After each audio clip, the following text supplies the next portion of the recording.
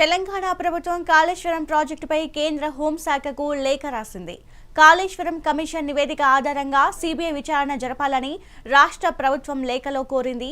ఈ ప్రాజెక్టులో కేంద్ర రాష్ట్రాలకు చెందిన పలు శాఖల ప్రమేయం ఉండడంతో సిబిఐతో దర్యాప్తు చేయాలని ప్రభుత్వం అభ్యర్థించింది.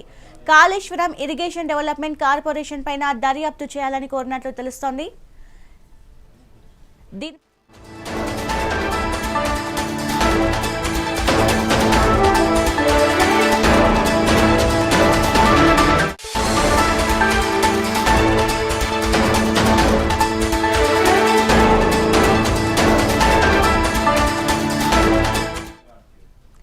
ఇక దీనిపై మరింత సమాచారం మనకు తెలియజేయడానికి అనలిస్ట్ మన్నెం కోటేశ్వరరావు గారు మనతో ఉన్నారు.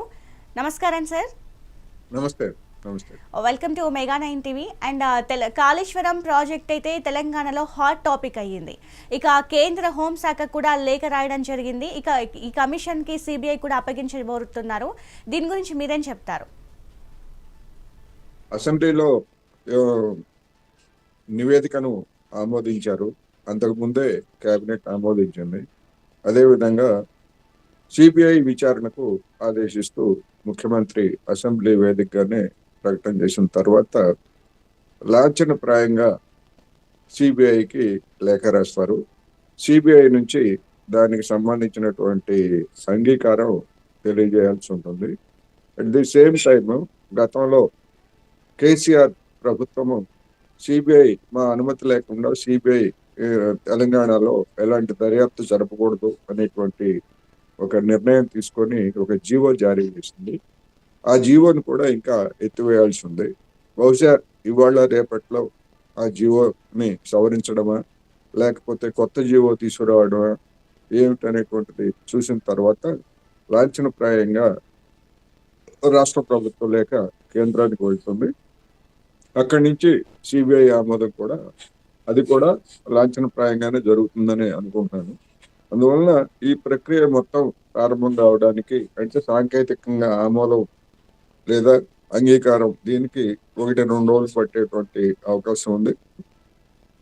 తరువాత సిబిఐ రంగంలోకి దిగి ఇప్పటి వరకు జస్టిస్ ఘోష్ కమిషన్ నివేదికలో పేర్కొన్నటువంటి అంశాలతో పాటు తెలంగాణ ప్రభుత్వ విజిలెన్స్ దర్యాప్తు ఇతరత్ర ప్రభుత్వం దగ్గర ఉన్నటువంటి సమాచారం ఈ మొత్తాన్ని తీసుకొని దానిలో జరిగినటువంటి అవినీతి అక్రమాలు కావచ్చు లేదా ఇతర అంశాల మీద అది దృష్టి సారించి ప్రాథమికంగా కొన్ని నిర్ధారణలకు వచ్చిన తర్వాత కేసును గనక నమోదు చేసేట్లయితే ఆ నమోదు చేసిన వెంటనే ఈడీ కూడా రంగంలోకి దిగడానికి అవకాశం ఉంటుంది. ఎందుకంటే మన నిబంధనల ప్రకారం రాష్ట్ర ప్రభుత్వం కానీ లేకపోతే కేంద్ర ప్రభుత్వ సిబిఐ కానీ ఒక క్రిమినల్ కేసు దాఖలు చేయకుండా ఎన్ఫోర్స్మెంట్ డైరెక్టరేట్ అంటే ఈడీ తనంత తానుగా కేసుని దర్యాప్తు చేసేటువంటి అవకాశం లేదు కనుక ఆ విధమైనటువంటి ప్రక్రియ కూడా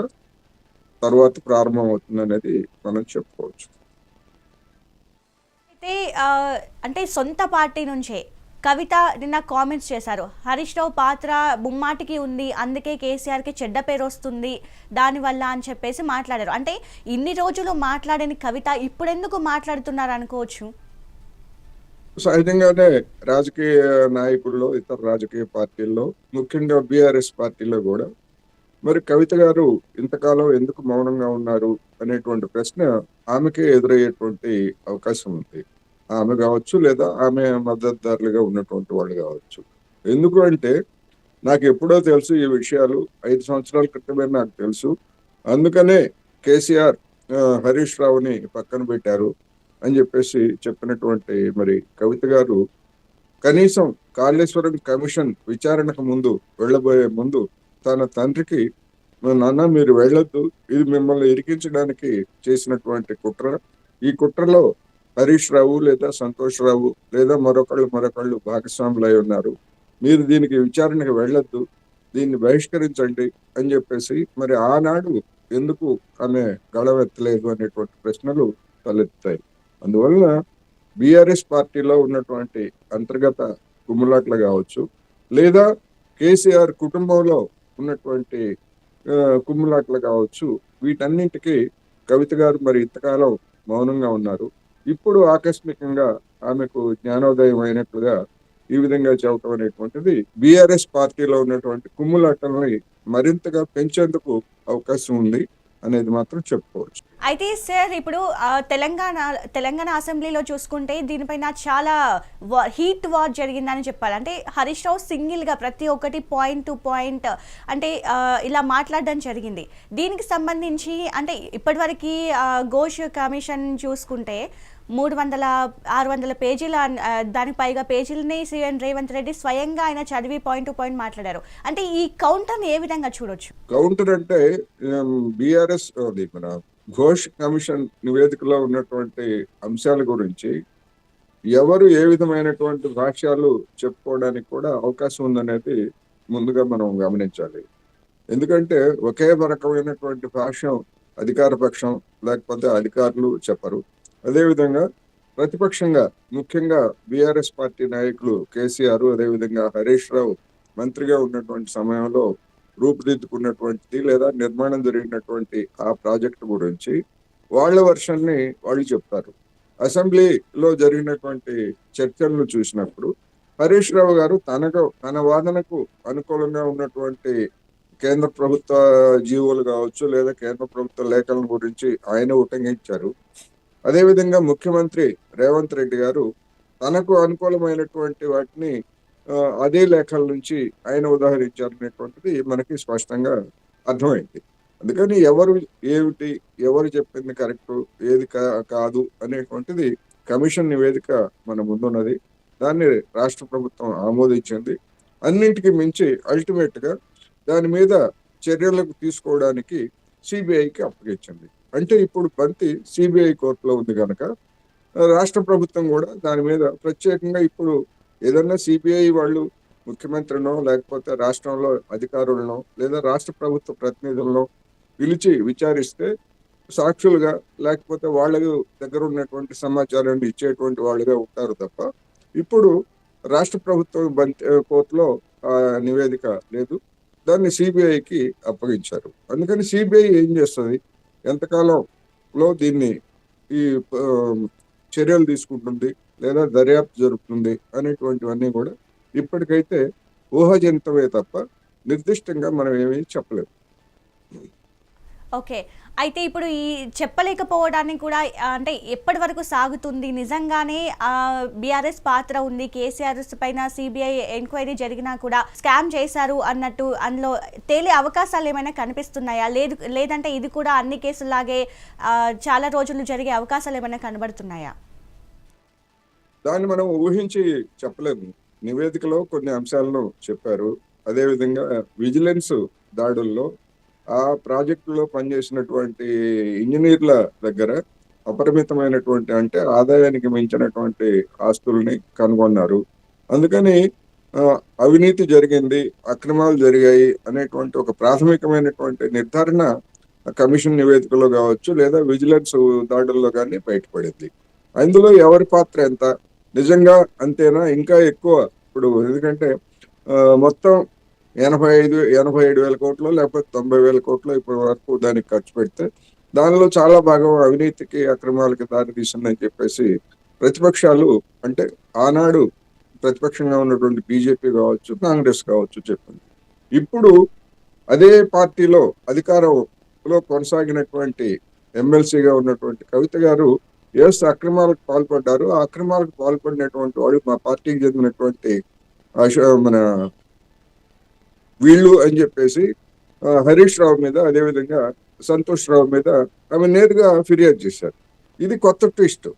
ఎందుకంటే ఇప్పటి వరకు ఏ బీఆర్ఎస్ నాయకుడు లేదా నాయకురాలు కూడా తమ వాళ్ళు అక్రమాలకు పాల్పడ్డారు అని చెప్పేసి బహిరంగ చెప్పినటువంటి ఉదంతం ఎక్కడ లేదు.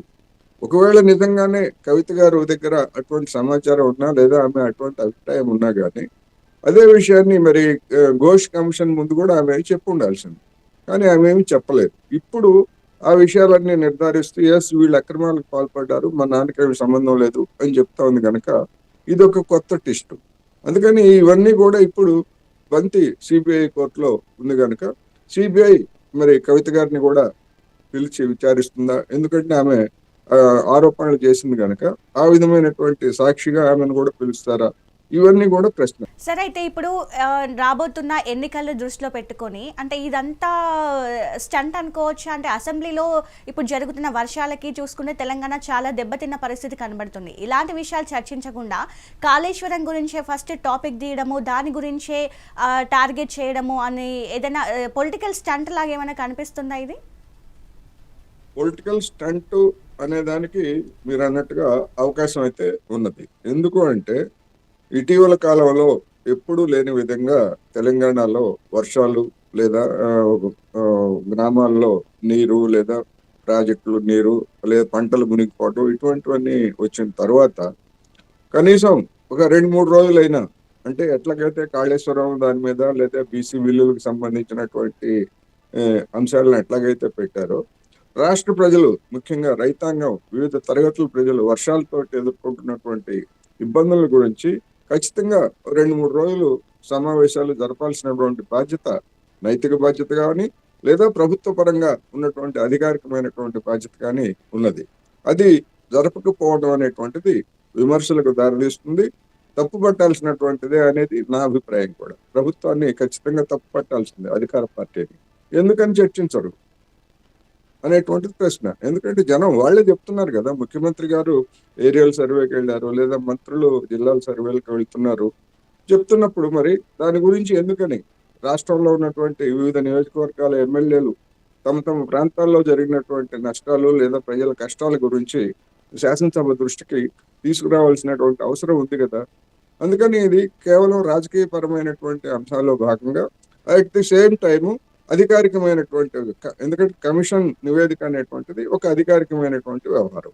దానికి ఆమోద ముద్ర వేయించుకోవడానికి లేదా దాని గురించి చర్చించడానికి మాత్రమే ఈ సమావేశాలు జరిపినట్టుగా ఉంది తప్ప ప్రజా సమస్యల పట్ల అధికార పక్షానికి శ్రద్ధ లేదు అనేందుకు కూడా ఇది ఒక నిదర్శనంగానే మనం చెప్పొచ్చు. Thank you so much sir.